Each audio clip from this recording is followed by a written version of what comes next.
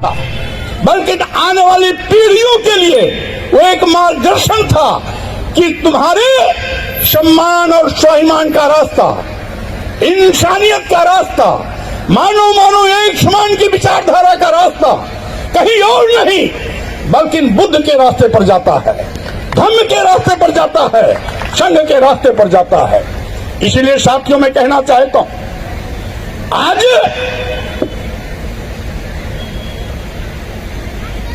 आजादी मिलने के बाद, यहां तक कि संप्रभु भारत राष्ट्र बनने के बाद और गणतांत्रिक भारत का संविधान लागू होने के बाद भी जातिवाद हमारे बड़े से बड़े नेताओं महापुरुषों को अपमानित करने में रंच मात्र भी संकोच नहीं करती। आपको याद होगा, बाबू जगजीवन राम जी अपने समय के चोटी के नेता थे। देश के उप प्रधानमंत्री के रूप में बनारस में संपूर्णानंद मूर्ति का अनावरण करने गए। उनके हटने के बाद वहां के पंडितों ने उस मूर्ति को गंगा जल से धोया। क्यों? इसलिए कि बाबू जगजीवन राम जी दलित समाज में पैदा हुए थे। अभी कुछ महीने पहले हमारे देश के प्रथम नागरिक राष्ट्रपति के रूप में महामहिम रामनाथ कोविंद जी राष्ट्रपति रहते राजस्थान के पुष्कर ब्रह्मा मंदिर में दर्शन करने के लिए से गए थे। वहां के पंडितों ने उनको मंदिर के अंदर नहीं जाने दिया। जबकि राष्ट्रपति अपने अधिकार का अगर उपयोग करते तो सारे मंदिर के पंडा पुजारियों को जेल भेज सकते थे, लेकिन उन्होंने अपनी मर्यादा का ध्यान रखते हुए वहां से वापस आना उचित समझा, वापस आ गए। देश का सर्वोच्च पद राष्ट्र सुशोभित करने वाला व्यक्ति भी इसलिए अपमानित होता है क्योंकि वो दलित समाज में पैदा होता है। यही नहीं, उत्तर प्रदेश के मुख्यमंत्री अखिलेश यादव जी 2017 में जब मुख्यमंत्री आवास खाली करते हैं तो यही हिंदू राष्ट्र बनाने की आवाज बुलंद करने वाले भाजपा के लोग उस कालिदास मार्ग स्थित मुख्यमंत्री आवास को गंगा जल से धुलवाया था। क्यों?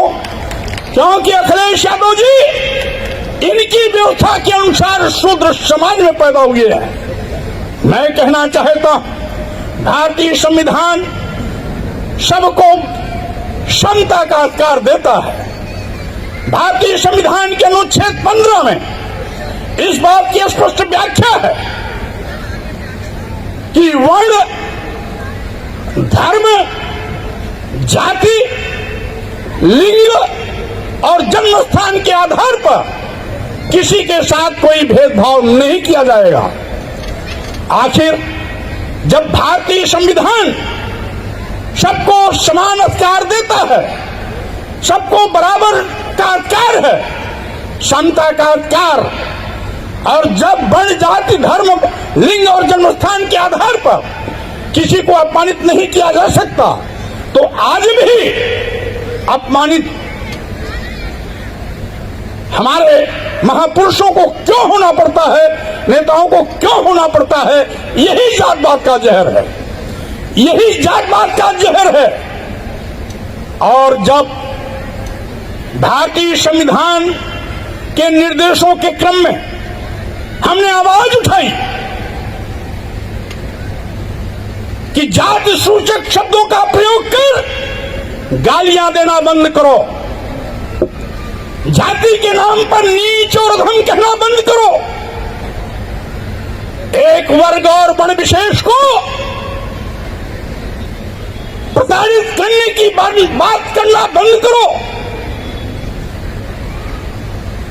कितना बड़ा भी विद्वान, विषय विशेषज्ञ, ज्ञाता क्यों न हो, लेकिन इनके वर्ण व्यवस्था में अगर शूद्र समाज में पैदा है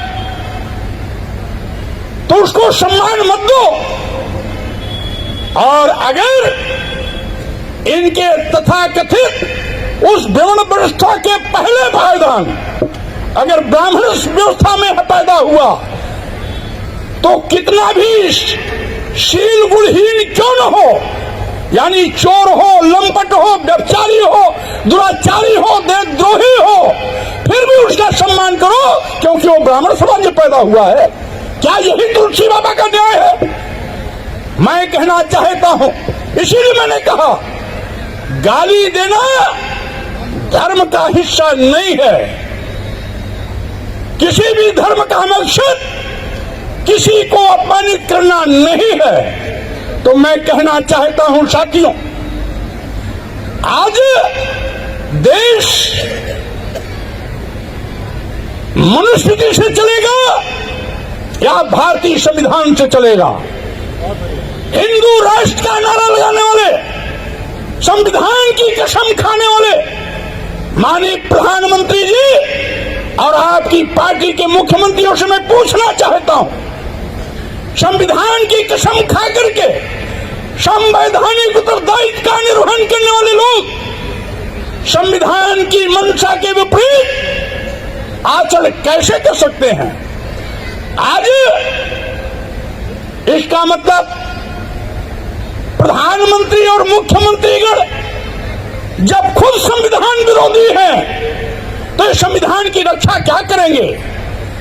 इसलिए ऐसे धोखेबाज जो हिंदू कह करके और तो बटोरते हैं लेकिन सम्मान देने के लिए किनारा कसते हैं, नित्य प्रति अपमानित करने की बात करते हैं, संविधान द्वारा दिया गया आरक्षण को अजगर की तरह निगल रहे हैं।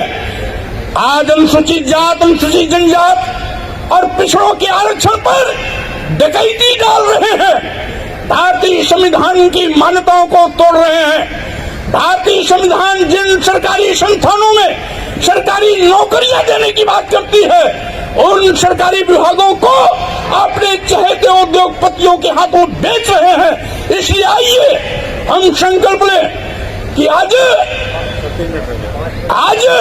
हम भगवान बुद्ध के विचारों पर चलते हुए अपने सम्मान और स्वाभिमान की रक्षा करें, देश की रक्षा करें, संविधान की रक्षा करें और साथ ही साथ आज गर्व से कहना है संविधान बचाना है तो भाजपा को हटाना है, इस नारे के साथ आगे बढ़ना होगा।